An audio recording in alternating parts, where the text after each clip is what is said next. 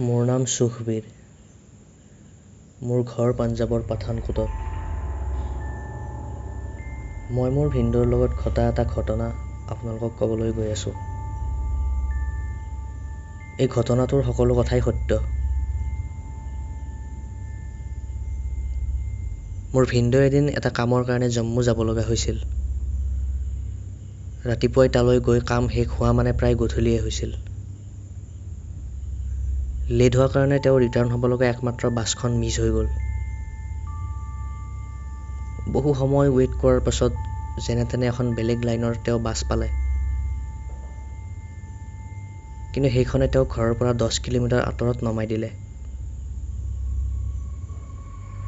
একো উপায় নথকাত বাছৰ পৰা নামি তেওঁ ঘৰলৈ খোজ ল'লে। আহি থাকোঁতে তেওঁ ৰাস্তাত এটা এক্সিডেণ্ট হোৱা দেখা পালে। এখন ট্ৰাক আৰু ট্ৰেক্টৰৰ মুখামুখি সংঘৰ্ষ হোৱাৰ ফলত ট্ৰেক্টৰৰ ড্ৰাইভাৰজনৰ মৃত্যু হৈছিল আৰু তাৰ মৃতদেহটো ট্ৰেক্টৰখনত বহুত বেয়াকৈ ফাঁচি আছিল। তাতে দুজন মানুহে বডিটো উলিয়াই আনিবৰ কাৰণে চেষ্টা কৰি আছিল। মোৰ ভিনদেউ এজন বহুত সাহসী মানুহ আছিল। সেয়েহে তেওঁ বডিটো উলিয়াই অনাত মানুহজনক হেল্প কৰি দিলে। কামবোৰ শেষ হোৱালৈ বহুত ৰাতি দেৰি হৈ গৈছিল।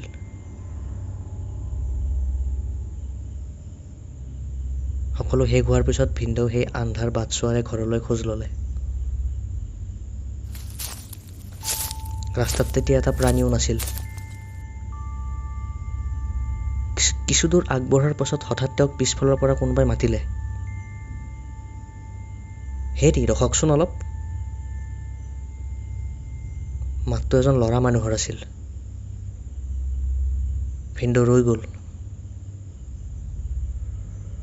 তেওঁ পিছফালে ঘূৰি চাই দেখিলে এজন ল'ৰা ইফালে আহি আছে।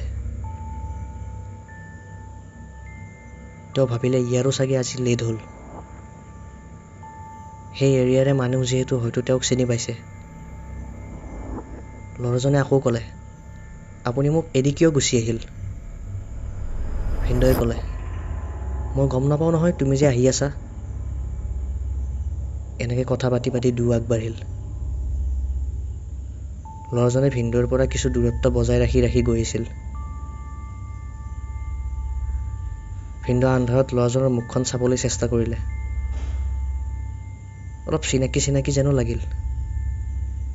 কিন্তু ক'ত দেখিছে মনত পৰা নাই। দুয়োজনে কথা পাতি পাতি আগবাঢ়িল। ল'ৰাজনে বেছ ভদ্ৰভাৱে কথা পাতি গৈ আছিল। ভিনদেউ গৈ থাকোঁতে চিগাৰেট এটা জ্বলাই ল'লে। সেইটো খাই থকা সময়ত ল'ৰাজনে তেওঁক বাৰে বাৰে চিগাৰেটটো পেলাই দিবলৈ কৈ আছিল। খোৱা শেষ হোৱাত তেওঁ মনে মনে চিন্তা কৰি গৈ থাকিল, ল'ৰাজনক তেওঁ ক'ত দেখিছে। তেনেতে হঠাৎ তেওঁৰ মনত পৰিল, আৰে ই দেখোন সেইজনে ল'ৰা, যাৰ মৰা শৱটো তেওঁ অলপ আগতে ট্ৰেক্টৰৰ পৰা উলিয়াই আনিছিল। কথাটো গম পোৱাৰ লগে লগে তেওঁ ভীষণ ভয় খালে। এইবাৰ তেওঁ বেগাই খোজ ল'লে। লগে লগে নটিচ কৰিলে সিও স্পীডত খোজ কাঢ়িছে। হঠাৎ সি মাত দিলে,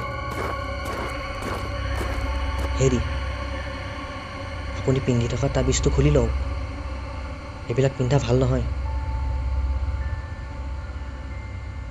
মোৰ ভিনদেউৱে এটা তাবিজ পিন্ধিছিল।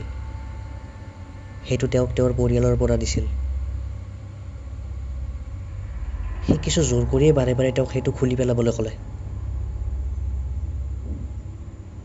কিন্তু সি তেতিয়াও ভিনদেউৰ ওচৰলৈ আহিব পৰা নাছিল। ভিনদেউ ভয়তে ঘামি গৈছিল। তেওঁ এবাৰো নৰখাকৈ স্পীডত খোজ কাঢ়ি কাঢ়ি গৈয়ে আছিল। এনেদৰে কিছু দূৰ যোৱাৰ পিছত ল'ৰাজনে আৰু তেওঁৰ পিছ কৰা বন্ধ কৰি দিলে। ভিনদেউ এবাৰ পিছফালে ঘূৰি দেখিলে যে সি ৰৈ তেওঁৰ ফালে খঙত চাই আছে। এইবাৰ সি খঙেৰে ক'লে, তোৰ ভাগ্য ভাল সেই তাবিজটো পিন্ধি আছ নহ'লে তোক মই আজি মোৰ লগতে লৈ গ'লো হয়। ইয়াৰ পিছত ভিনদেউ যেতিয়া ঘৰ আহি পালে তেওঁ চিধাই মন্দিৰলৈ গৈ ভগৱানক সেৱা জনালে। ইয়াৰ পিছত নেক্সট দিনলৈ তেওঁৰ গাত জ্বৰ থাকিল। ভাল পোৱাৰ পাছত তেওঁ ঘৰৰ মানুহক সেই ল'ৰাজনৰ কথা ক'লে। সেইদিনা মোৰ ভিনদেউ অকল সেই তাবিজটোৰ কাৰণে বাচি গৈছিল, নহ'লে হয়তো তেওঁক আমি সেইদিনাই হেৰুৱাব লাগিল হয়।